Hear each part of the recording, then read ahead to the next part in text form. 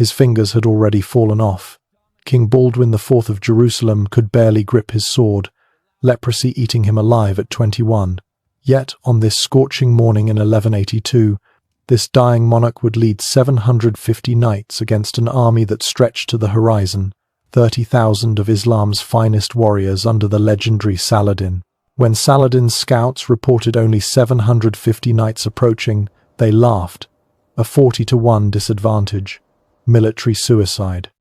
But by sunset, 2,000 Muslim warriors would lie dead, while the tiny Crusader force remained intact, having achieved what every military manual said was impossible.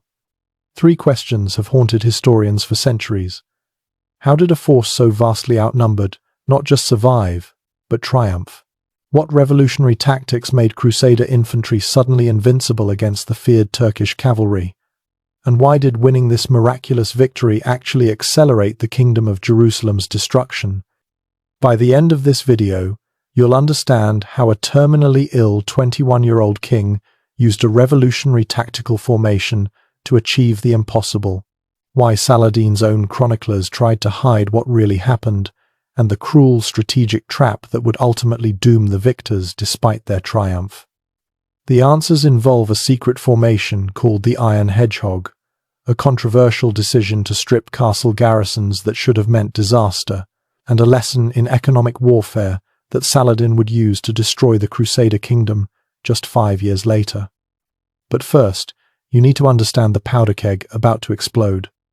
To understand how this impossible victory happened, let me take you to the scorching summer when a broken truce set the Levant ablaze. The year 1180 had brought exhausted peace to the Holy Land. A 2-year truce between the Christian kingdom of Jerusalem and Saladin's growing Ayyubid empire offered both sides time to regroup. Baldwin IV, the leper king, ruled from Jerusalem despite his ravaging disease. At just 19, he'd already proven himself a brilliant tactician, but his body was failing faster than his kingdom. Facing him stood Saladin, the merciful conqueror, who'd united Syria and Egypt under Islamic rule. Where previous Muslim leaders squabbled among themselves, Saladin brought unity, discipline, and purpose, the reconquest of Jerusalem. But here's what the chronicles don't tell you. The real catalyst for war wasn't religious fervor but pure greed. Ronald de Chatillon, the mad wolf of Kerak, controlled the vital trade routes between Damascus and Egypt from his fortress at Kerak. Despite the truce, he couldn't resist the glittering caravans passing below his walls. In late 1181, Reynold attacked a massive caravan traveling from Damascus to Mecca. Among the travelers was Saladin's own sister. The plunder was enormous, 200,000 dinars in goods. When Saladin demanded compensation and the return of captives, Reynold laughed. "Let your Muhammad come and save them," he supposedly replied. The insult shattered the fragile peace. Saladin called for jihad, summoning warriors from across his empire. By May 1182, an army of 30,000 gathered at Damascus. Regular cavalry, mounted archers, volunteer jihadi fighters, and professional Mamluks, slave soldiers who formed Islam's military elite. The Kingdom of Jerusalem faced catastrophe. Baldwin could muster perhaps 1,200 knights from his entire realm. Most defended isolated castles across a territory stretching from modern Lebanon to the Red Sea. The kingdom's strength was its fortresses, but that also meant its weakness. Defending everywhere meant being strong nowhere. Then something happened that shouldn't have been possible. Baldwin ordered the unthinkable. Strip the garrisons, leave minimum defenders in the castles and concentrate every available man into one field army. It was either genius or suicide. As 30,000 warriors marched on 750 knights, the stage was set for annihilation. Saladin's host that emerged from Damascus defied comprehension. You have to understand what 30,000 men looks like. If they marched in column, the army would stretch for over 15 miles. Their daily food consumption equaled a small city. The dust cloud from their march could be seen from 20 miles away. The core of Saladin's army consisted of 12,000 mounted archers, Turks and Kurds, who could loose arrows at full gallop with devastating accuracy. Behind them came 8,000 regular cavalry armed with lances and swords. The remaining 10,000 included infantry, engineers with siege equipment, and irregular volunteers seeking paradise through jihad. The numbers are staggering. At peak battle, these archers could unleash 30,000 arrows per minute. Each warrior carried 2 bows and 60 arrows. The logistics alone represented one of medieval history's greatest military achievements. Against this oceanic force, Baldwin assembled his pitiful 750 knights and 4,000 infantry scraped from every garrison in the kingdom. But these weren't ordinary soldiers. Each knight represented years of training, wearing 80 pounds of armor that cost as much as a village.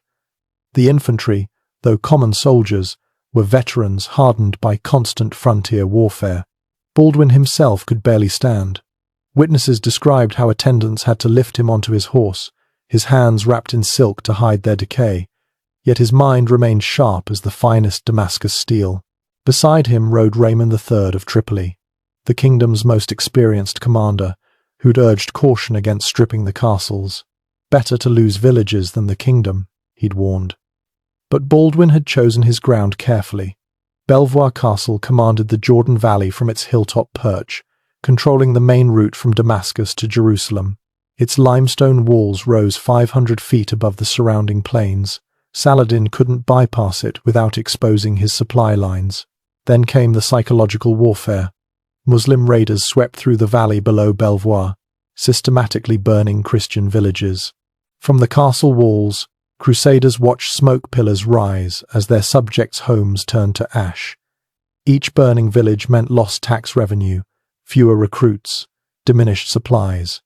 Saladin was teaching a cruel lesson in economic warfare. The Muslim chroniclers tried to hide this part. Their own accounts gloss over the systematic destruction. But Crusader records preserve the horror. 60 villages reduced to charred earth in 3 days. Women and children fleeing to Belvoir's walls. The kingdom bleeding out through 1,000 small wounds. But Saladin had made a critical miscalculation. By concentrating on economic destruction, he'd given Baldwin time to execute his desperate plan. As Muslim cavalry torched villages, Crusader forces performed something unprecedented. Infantry and cavalry drilled together in a revolutionary formation that would change medieval warfare forever. Modern historians still can't explain how they developed it so quickly. The Iron Hedgehog, a name that appears in Latin chronicles as Ferius Ericius, represented a complete reimagining of how foot soldiers and mounted knights could work together. As dawn broke over Belvoir's limestone walls, 2 armies prepared for a clash that would rewrite the rules of medieval warfare. Dawn at Belvoir would birth a new kind of warfare. As first light painted the castle walls gold, Baldwin's tiny army descended from the heights in perfect formation. What Saladin's scouts saw defied every principle of Crusader tactics. Instead of knights charging ahead with infantry struggling behind, the entire force moved as one organism. The 750 knights formed the center and rear, while 4,000 infantry created an iron shell around them.